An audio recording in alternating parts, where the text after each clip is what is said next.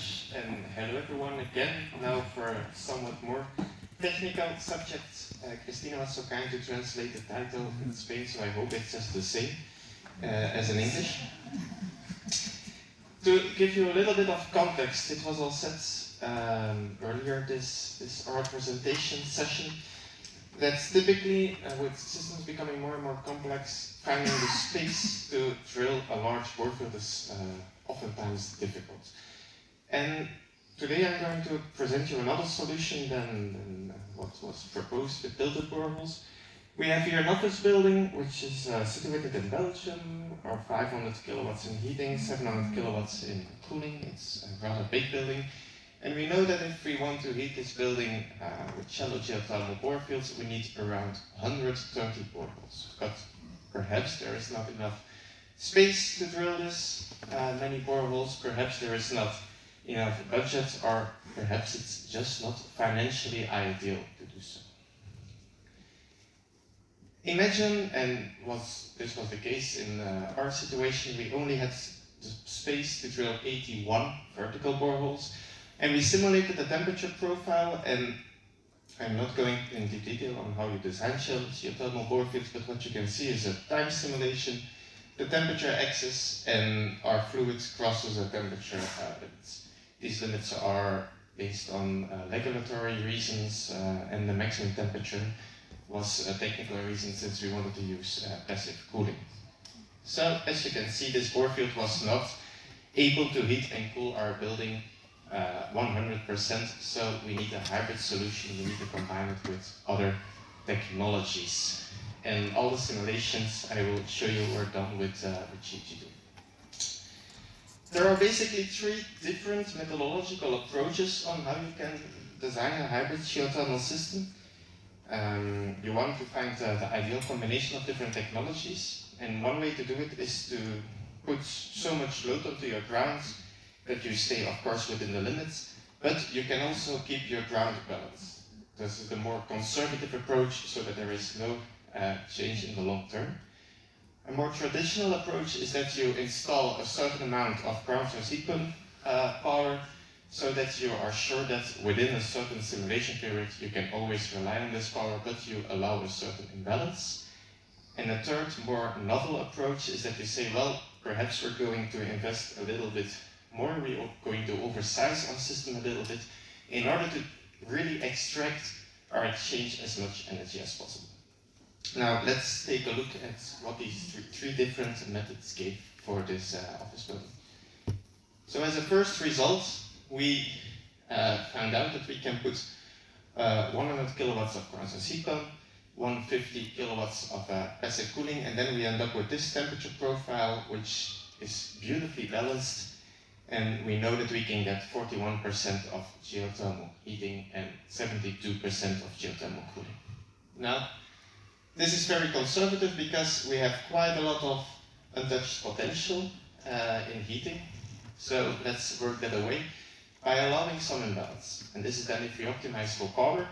So what we do is we install 240 kilowatts in this case instead of the 107, and therefore we increase the geothermal share of this project to 76% instead of the 41%. But of course we now have an imbalance. For cooling, I want to say it's more or less the same, and that's because we're still limited by the maximum temperature in the first evaporation, and that does not change over time, of course.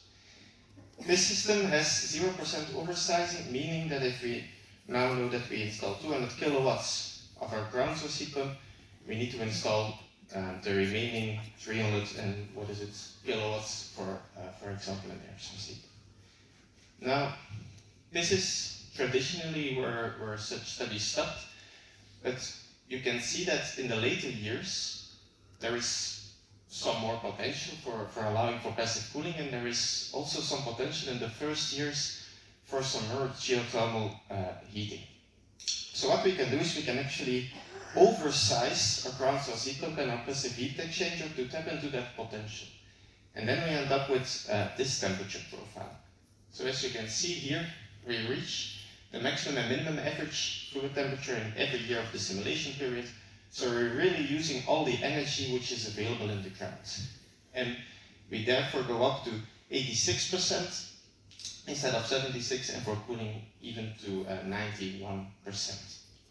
But of course, we're now oversizing the system. We have 48% oversizing in our total installed heating capacity and 25% in our cooling capacity in order to tap into this potential the first years. And this can be seen in the graph behind me.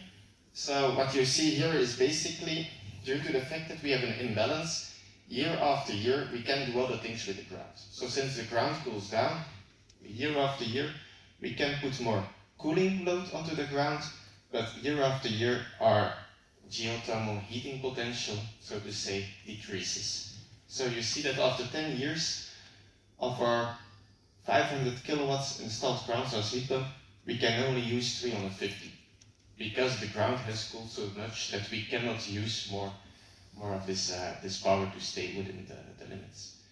So as a final scenario, just to show you the flexibility of this method, what we did is we did the same analysis, but now we say, well, instead of going for the full optimal or the maximum potential, let's keep it to maximum 350 kilowatts, and then you can see that based on energy, or if you look at it from an energy perspective, almost nothing changes because we only lose this potential, which comparable to the whole simulation period, taking into account the low duration curve, is almost negligible. And we decreased by putting this to 350, the oversizing from 48% to 16% in heating. So to summarize this presentation, I do not have one definitive conclusion. I just wanted to say that for the same bore field of 81 boreholes, depending on how you optimize your hybrid system, depending on how you size your ground source and your passive heat exchanger, you can go from 41 to 86% in geothermal share, and the same story with the cooling.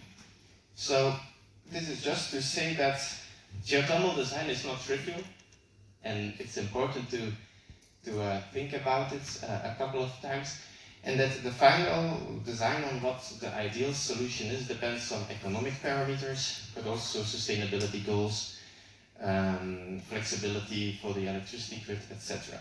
But just if you look at it from a geothermal perspective, there's quite a lot of flexibility to be gained. So I welcome any questions now and perhaps later if you have more detailed ones about methodology. Thank you.